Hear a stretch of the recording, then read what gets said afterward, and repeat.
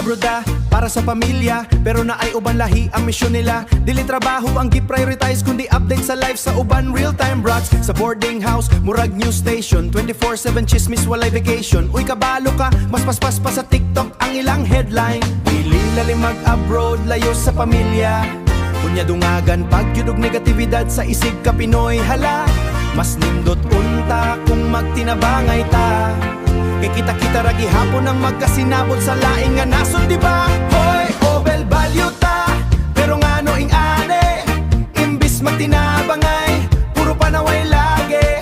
Sige, istorya, sasayop sa uban, pero sariling trabaho, usahay kalimtan. Bibigis na, buka sige buka, mula kung energy lang sa chismis, ibutang sa trabaho. Oh, siguro manager na tatanan bro. So hinay-hinay lang sa baba, beshe, beshe.